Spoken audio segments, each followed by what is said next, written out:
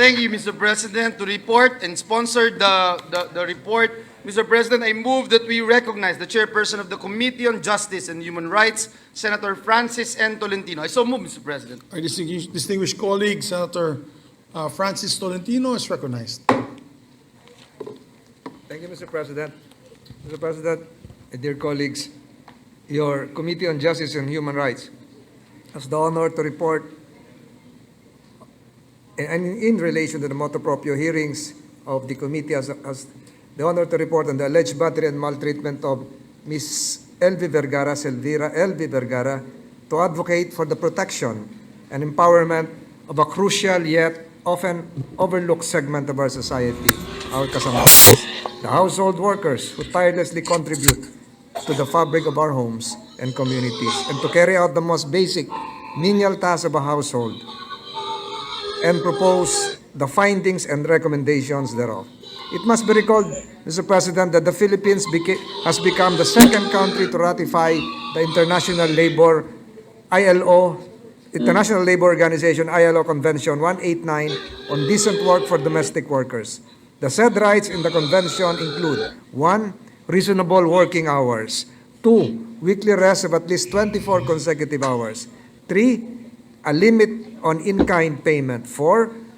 Clear information on terms and conditions of employment, 5th.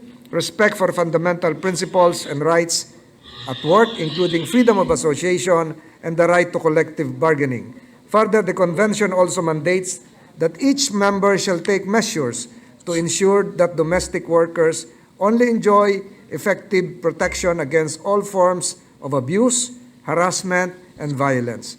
Pursuant to the said convention, Congress enacted Republic Act 10361, also known as the Batas Kasambahay or Domestic Workers Act. This law institutes policies for the protection and welfare of our domestic workers, recognizing the need to protect their rights and against abuse, harassment, violence, economic exploitation, and protect them from the performance of work that is hazardous to their physical and mental health. Yet, despite the presence of these laws, our Kasambahays still face challenges that threaten their rights and well-being. It is a known fact that some Kasambahays are treated poorly. Nariyan ang iba't ibang kwento ng ating mga kasambahay, ang hindi nakakaranas ng day off o bakasyon, hindi pasweldohin o bigyan ng tamang benepisyo, at pinakamalala pa ay ang iba't ibang klase ng pang-aabuso ng kanilang mga amo. Bukod po sa mga pilat galing sa mga sugat ng kanilang natamo, mas mabigat din nilang dalhin ang epekto ng mga ito sa kanilang mentalidad. May ilang pang biktima na sadyang di pinalad at binawian ng buhay dahil sa tahasang pang-aabuso ng kanilang mga amo. These nefarious practices by some employers need to be stopped. Hayagan tayong umalma sa pang-aabuso ng mga dayuhang amo sa ating mga kababayan sa ibang bansa. Ngunit mas nakakalungkot na dito mismo sa ating bayan nangyayari ang mga karahasan laban sa ating mga kasambahay na gawa din ng ating mga kababayan. Mr. President, in the course of 4 intensive public hearings conducted by your committee, participated likewise by Senator Jinggoy Estrada, the author of the existing law, we have elaborated on the details of what transpired. Nandiyan po sa video presentation of the details of what transpired during Manang LV's employment with the Ruiz family. Atin pong hinimay ang bawat pangyayari kay Manang LV habang binibigyan pa rin ng sapat at pagkakataong mailahad ng kanilang partido ang kanilang bersyon. Tunay namang nakakalunos ang pinagdaanan ni Manang LV na nais lamang magtrabaho para kumita upang mabuhay ng disente.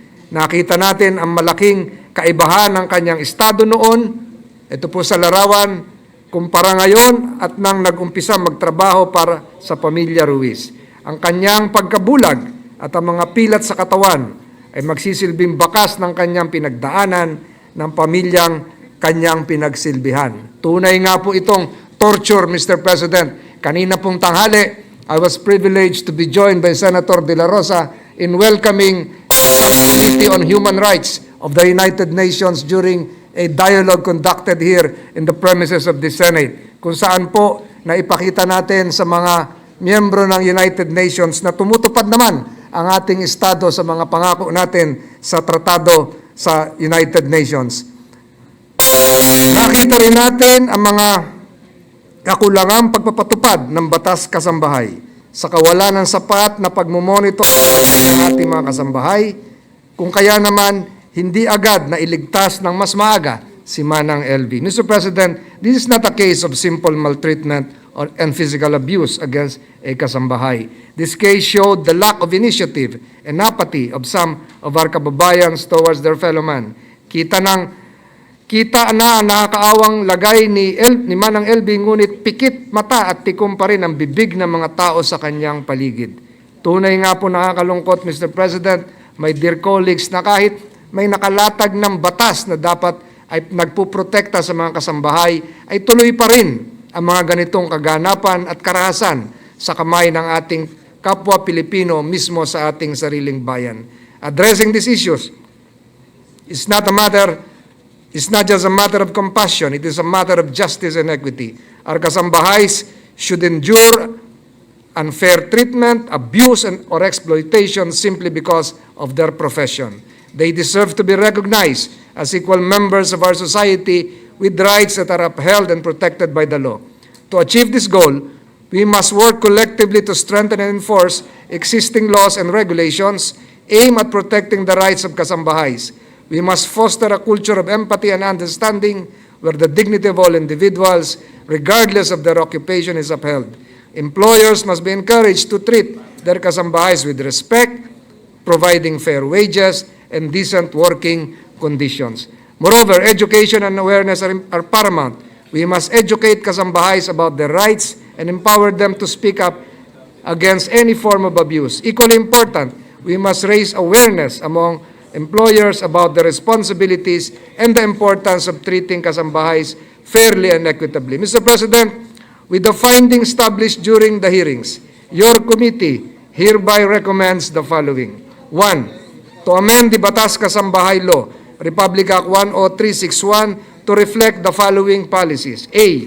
First, to provide for specific criminal liability for abusive employers with corresponding penalties for any death or physical injuries sustained by the kasambahay resulting from or sustained in the course of his or her employment. The current version of Republic Act 10361 does not contain any specific penal provision in case of death and physical injuries of the kasambahay, clearly specifying the criminal liability and penalty of abusive employers for the death or physical injury sustained by any kasambahay will greatly caution employers from committing any kind of abuse against their helpers. Thus, it is proposed to include the following in the provision on the imposition of penal sanctions on erring employers or members of their household, to wit, any employer who shall willfully or negligently violate the provisions of the Batas Kasambahay Law shall suffer a fine of not less than 100,000 pesos but not more than 250,000 pesos without prejudice to the filing of appropriate civil or criminal action. Any employer or any relative or member of the household of the said employer who shall directly or indirectly subject a domestic worker or kasambahay to any form of abuse, physical violence, or harassment shall suffer the following. If no injury was caused or only minor injuries were caused, the penalty of imprisonment ranging from 6 months and 1 year and 1 day to 4 years and 2 months, and a fine of not less than 200,000 pesos but not more than 500,000 pesos.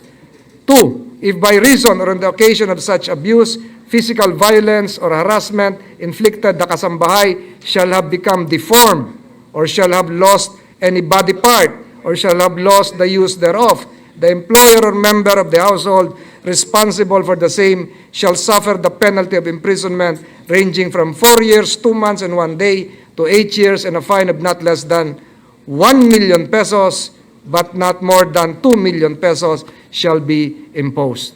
If by reason of or on the occasion of such abuse, physical violence or harassment inflicted, the kasambahay shall become insane, imbecile, impotent, or blind, the employer or member of the household responsible for the same shall suffer the penalty of imprisonment for 8 years and 1 day to 12 years and a fine of not less than 2 million pesos, but not more than 4 million pesos. If by reason of the occasion of said abuse, physical violence or harassment inflicted, the kasambahay died, the penalty of imprisonment of 12 years and 1 day to 20 years and a fine not lower than 5 million pesos shall be imposed. And any national or local government official or employee who fails to take action on any reported suspected case of abuse on kasambahay shall be held administratively liable and shall suffer a fine of not less than 100,000 pesos, but not more than 200,000 pesos, in addition to the penalty of perpetual absolute disqualification from holding any elective or appointed position.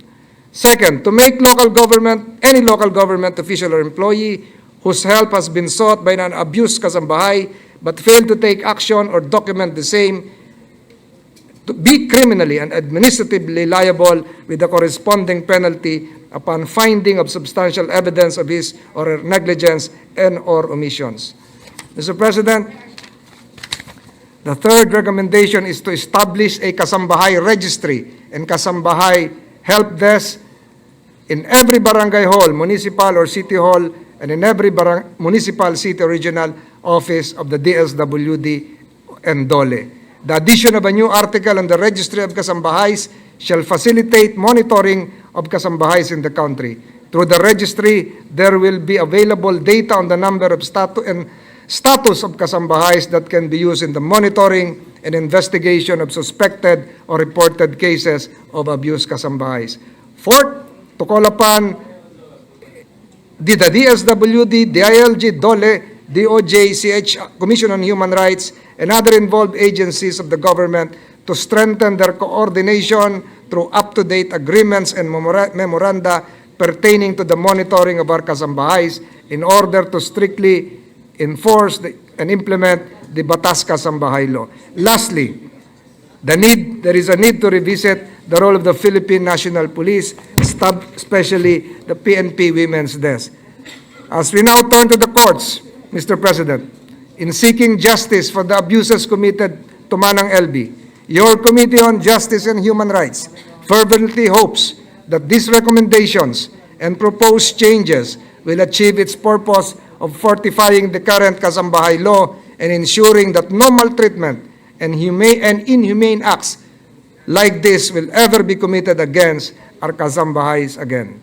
This representation has filed Senate Bills 2849 last November 15, 2023, an act amending Republic Act 10361, which contains the appropriate amendments to the current Kasambahay Law.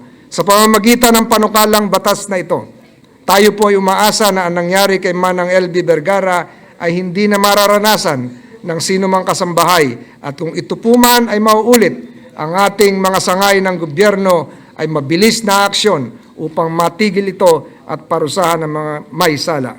The Senate must now show to everyone that this is not only a chamber for a selected few, but it is the Senate of the people. It is high time that we come together as a society to ensure that our kasambahays are provided with respect, protection, and fair treatment they rightfully deserve. Let me end this speech once again by thanking our colleagues and our kababayans who showed their compassion and support for Manang LB. As we celebrate Christmas in a few weeks' time, kindly continue your prayers for Manang LB's well-being so that she will overcome this painful experience. Maraming salamat po, Mr. President. Maraming salamat, dear sponsor. Mr. President,